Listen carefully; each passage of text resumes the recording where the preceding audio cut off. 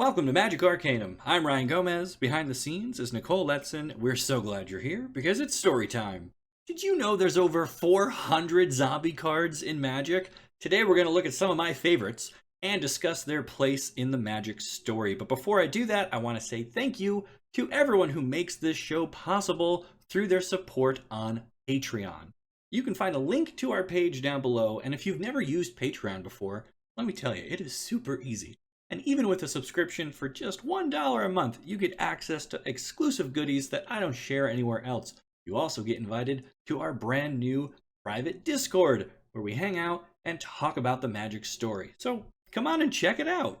Okay, on to the zombies. It all starts back in 1993 when Magic is launched with its first set containing exactly one zombie. Now, eventually, two other cards were retroactively made into zombies as well, but you have to understand, back then, creature types weren't given nearly as much weight as they are today. Even so, these first three cards tried to represent, mechanically, what a player would expect a zombie to do. Scathe Zombies is laughably weak by today's measure, but you have to appreciate how the art depicts a swarm of zombies instead of just one creature. And this comes from a point in time when Magic flavor text cited real-world literature, which I think makes this one more creepy. Scavenging Ghoul is a bit more impressive.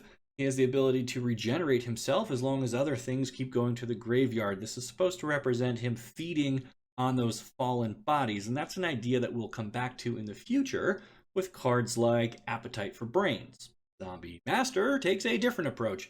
He gives all the zombies you control the ability to regenerate by using black mana. He also grants them Swamp Walk, which is something we don't see anymore, but basically it makes your zombies harder to block. And with just these three cards, we have laid the foundation for nearly every zombie that would follow in the next 25 years. The zombies in Magic can be wildly different from plane to plane, but they almost always come in large numbers, are resilient and hard to kill, and oftentimes have some sort of evasion, usually fear or menace in modern design. We've got a while before we move off of Dominaria though, because for the first several years of Magic, that's where pretty much everything took place. Arabian Nights gave us one more zombie, the Cabal Ghoul, who, like the scavenger before him, benefits from the death of others. And then we have Walking Dead, which can regenerate itself, yeah, but its flavor text also mentions the necromantic lords. It's not clear at this point in the story who those lords are, but at least we've already started to move away from quoting things like the Legend of Sleepy Hollow. Anyway, so far, the zombies have only been black, but that changes with the introduction of Boris Devil Boone, a legendary zombie wizard who can create demon token. Yes, he is a zombie, as we can see on later printings of his card, and that's true for all the cards that we're talking about today. They're all treated as zombies now, even if they were not originally. I promise.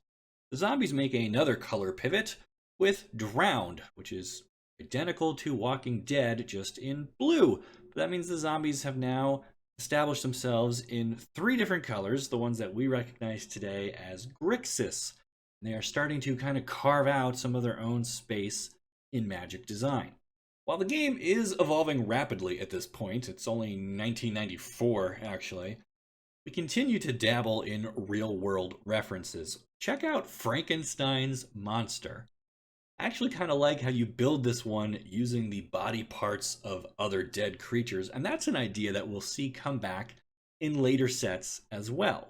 Also from the dark, we get the Fallen, which I have to put on screen here because I know it's the favorite card of one of our lore mages. So there you go, Leah. This one's for you. So this far, zombies have been kind of unorganized and just doing their own thing.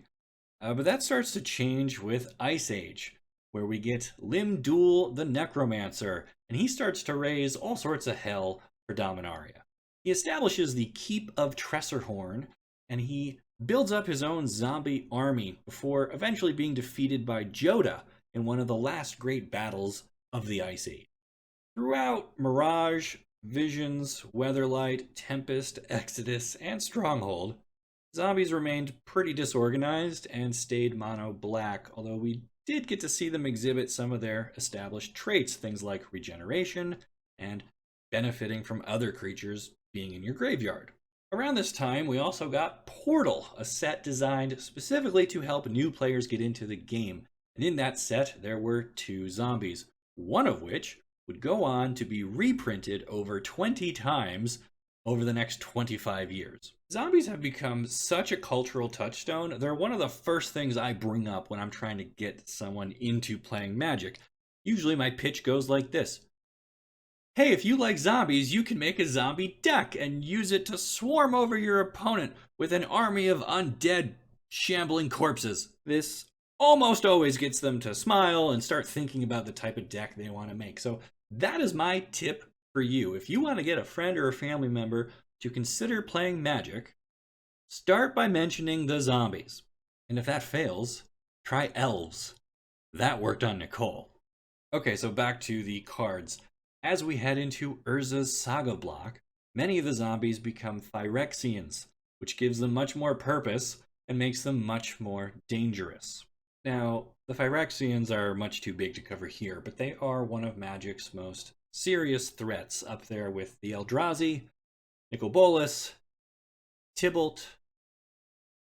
Anyway, zombies are still mostly black through the next several sets, aside from Metathran Zombie, who is really just drowned, which is really just Walking Dead, but blue, right? Right. There is one other fascinating card in here I want to point out, though, and that's Strength of Night, a green instant with a black kicker, and if you pay it, your zombies get a whopping +3/+3 until end of turn. And this set gave us our first green zombie as well. That would be Llanowar Dead, a zombified elf doing a twisted impression of Llanowar elves. Now, why there's a green card that buffs zombies at a point when there's only been one green zombie, I will never understand. But even more confusing, they gave the art on this one to John Avon, a man known for his landscapes, and you can barely see the ground at all. Early Magic was just so... What is this card? Anyway, we're still on Dominaria. Zombies are still mostly the Phyrexians, although they are starting to bleed out of mono black and into the other colors, as we just saw. And there are even some zombies on the side of the coalition. That's the good guys fighting against the Phyrexians. Those would belong to Dralnu, a Lich Lord who would wind up betraying everybody before maybe getting killed himself. It's hard to be sure with Lich Lords, especially when you add in Dominaria having a really unstable time stream. This guy could still show up again somewhere, I guess. As we head into Onslaught, zombies start to occupy a weird mechanical space in that they start to punish you for playing them. Like, a lot. Despite this, they would eventually become one of the most popular tribes in the game, but look at what they had to overcome. A cursed centaur? You better give up something else if you want that 1-mana 2/2. Wretched Anurid? Better hope your opponent didn't bring any creatures of their own, or else they're gonna kill you just by sitting down to play the game. Dripping Dead? Pay 6 mana for a 4/1 that can't even block, and his offensive ability is completely blunted by, I don't know, an insect token. Things get even more awkward in a mirror match as both players live in fear of their opponent cycling a Gem Palm Polluter and killing them for having played their own zombies. Now, I guess to be fair, there were some cards in this era that did reward you for having zombies, but even those were expensive and hard to justify putting in a deck. It's not until Scourge that zombies start to get fun toys like Undead Warchief and Vengeful Dead and Bladewing the Risen, a legendary zombie dragon. This is probably the turning point for zombies because, after all, it's always darkest before the dawn of the dead. Okay. We're finally off Dominaria and over to Mirrodin, where zombies take on an entirely new look. Check it out. On this plane, zombies are called the Nim and live in the Methadros swamp. Being that Mirrodin is a plane that cares about artifacts, these guys also tend to care more about artifacts than dead things in your graveyard. But aside from that, they do feel pretty similar to traditional zombies. Then we come to Ravnica, where a couple of guilds make use of zombies. We'll start with the Golgari Swarm, because they give us several more zombies in green, and they're not even elves this time. Well, some of them are. Golgari can actually make different kinds of zombies. Some are mindless slaves, but others get to retain their memories and have more independence. And buried deep under the city, Vraska found and restored the Erstwhile. These are skilled warriors that had laid dormant for thousands of years. Meanwhile, the Cult of Rakdos uses their zombies as entertainers and fighters, often adding metallic spikes or chains or weapons to make them even more dangerous. House Demir and the Orzhov Syndicate also occasionally used zombies, but lately both have graduated to using vampires to handle their dirty work. So those were fun diversions, but guess what? Back on Dominaria, Cold Snap is about to introduce us to another wave of pretty pitiful zombies. Their leader, Hakon, this guy, he's the most noteworthy of the bunch, but even his minions like Tressorhorn Sky Knight and Zombie Musher are hard to take serious. I mean, come on, that's a zombie riding a sled pulled by a team of zombie dogs. It gets better because Time Spiral Block keeps us on Dominaria, and we get reminded, once again, that you shouldn't even try playing zombies at all. Sangrophage is a throwback to Carnophage from Exodus, and Skulking Knight is Cadaverous Knight from Mirage, only not as brave. Dominaria started out so promising, but their zombies have just become the worst. Raingorgers might counter itself, Putrid Cyclops might kill itself, and Waning Worm straight up leaves you after 2 turns. Then we reach Korlash, heir to Blackblade, and if that sounds familiar, it's because Gideon used that sword to tickle Nicol Bolas in War of the Spark. Just going to put this fabulous full art mass of ghouls up here for a minute, calm myself down.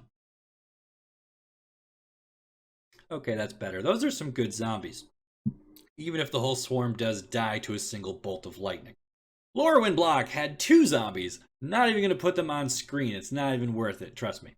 It also gave us Liliana Vess, arguably the most powerful necromancer in the multiverse, but her first card had zip to do with zombies, so we'll come back to her later. Instead, let's get over to Alara, a plane separated into 5 shards, each with only 3 colors of mana present. Take Esper, for example. They only have white, blue, and black mana, and an abundance of Ethereum, magical metallic substance.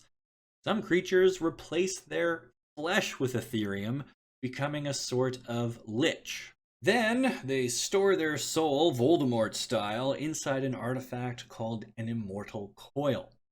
Meanwhile, over on Grixis, almost everybody's a zombie, or works for one. Cedrus, the traitor king, is master of them all. But he wasn't always a bad guy. In fact, before Alara was split into 5 shards, he was a noble knight in a fair kingdom. But cut off from green and white mana, his shard was eventually overrun by dark forces. He fought against them bravely, but demons kept tempting him with promises of power, and he eventually submitted. His former allies fled, calling him Grixis as they left. That's their word for traitor. Mechanically, the zombies on Grixis make great use of the Unearth ability, which lets them come back from the dead for one final lunge. While the zombies on Alara are almost all driven by purpose, the ones over on Zendikar are not. On this plane, zombies are actually the result of a vampire draining all of the blood out of a body and leaving it intact. That creature then becomes a null, and it's actually much faster and stronger than you would find on other planes. When we returned to Mirrodin, we found that it was besieged by the Phyrexians, and those Nim zombies were now being used to help spread their infection. We also meet Geth, Lord of the Vault, which is a reference to the Vault of Whispers. Geth has his own great story, but it doesn't have a lot to do with zombies, so we're just going to kind of move on here because we're getting close to the good stuff. I'm talking about Innistrad, home to some of the best zombies in Magic. They even come in two different flavors. The black ones, called ghouls, are your classic shambling corpses raised by traditional necromancers and ghoul callers. Blue ones, though, those are assembled by mad scientists called Stitchers, and they often require creature cards being exiled from your own graveyard as part of paying their cost. Another cool part about Innistrad is how many cards cared about zombies or could create them. Elite Inquisitor spent his whole life training to defeat the monsters of his plane, and Endless Ranks of the Dead captures that swarming feeling we started with those first 3 zombies 20 years ago. Also, fun bit of trivia, Grave Bramble is a reference to the Plants vs. Zombies video games, because their creator is a huge fan of Magic, and he even got to design his own card in a later set. Innistrad is also the adopted home of Liliana. She said her magic works better here than any other plane, so there must be something intrinsic to Innistrad that makes it easier for zombies to exist. Liliana even managed to save the plane from Emrakul's invasion during Eldritch Moon. But now that she's on the run from the Gatewatch, it is unlikely she'll be coming back home anytime soon. On Theros, the underworld has unique powers. People who die on this plane can come back as the Returned, after giving up all of their memory of their past life and replacing their face with a golden mask. Right now, a popular planeswalker named Elspeth is in the underworld on Theros, and early art from the upcoming Theros Beyond Death set shows her holding one of these golden masks. Is Elspeth going to give up her identity for another chance at life? Or will she find a way to escape the underworld with her memories intact? We'll find out next year. Over on Tarkir, the Sultai Brood make use of Sibsig. These are zombified fallen members of other clans. In one version of the Tarkir timeline, their leader Sidisi becomes a zombie herself, serving Dragonlord Silumgar.